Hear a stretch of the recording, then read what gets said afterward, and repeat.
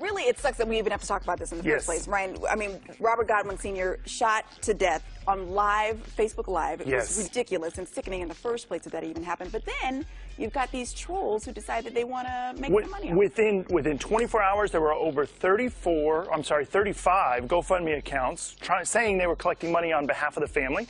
And the family said, we had no part of this at all. Right. Nobody's contacted us. Nobody's collecting money on our behalf, and contacted GoFundMe and said, please take these down. These aren't cool. And unfortunately, but they weren't taken down. They weren't taken down because GoFundMe doesn't verify the claim that you're making or that you're going to do this. And so here's an interesting story: is an ASU student over in Arizona just said, hey, you know what? This is something I can get involved with. And so he put up a page, and it's collected over $93,000. That's a lot of money. Here's the thing: we don't know if that was legit when he put it up there. He might have just been some college kid looking to make a little buck on the side. We don't really know. Now he's gotten tons of media attention. Of course, he says, absolutely, I'm going to give the money to the family. But the family was not involved in setting up the page at all. They didn't know about it until they were contacted by the media. So there are 4 basic tips to finding out whether or not a GoFundMe page is fake or not. Okay. Tip number 1, you want to steer clear of pages that don't have a lot of information on them. Okay. So if they've just got like one picture and just a couple of words, probably not legit. Yeah. So the other thing you can do is take this picture here. This is a legitimate picture that somebody stole and put up. And then you go to Google's image search, just go to images.google.com, upload the photo, and you'll see everywhere that picture has ever been posted on the net, and you can trace back where it originally came from. So you can kind of go, oh, look at that, that's a fake one.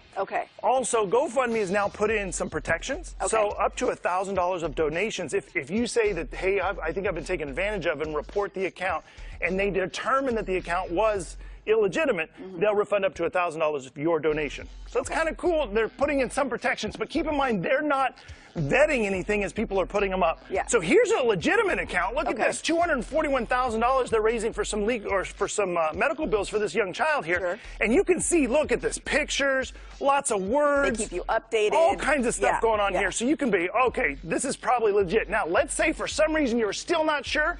You can contact this person directly and say, hey, tell me about this person's story. Most of the fraudulent accounts, they're not going to respond, or they're going to give you very minimal details. And so you want to make sure you do that. Also, you can also report each account. Let me go back to that one page here. At the very bottom of this big description, there's a little button at the bottom where you can say whether or not you think it's legit, and you can report it. And if you report it, the more people report it, the better it is. Excellent.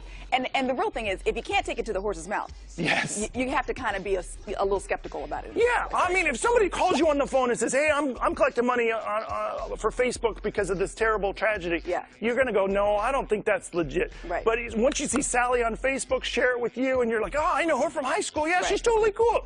You might think she vetted it. Well, let's just beware. Make sure you check it out.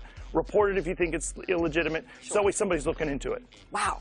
Crazy stuff. I can't believe people do this. But, so you have been forewarned to avoid those scams. Ryan, thanks so much for coming and sharing that knowledge. Appreciate it. All right, guys.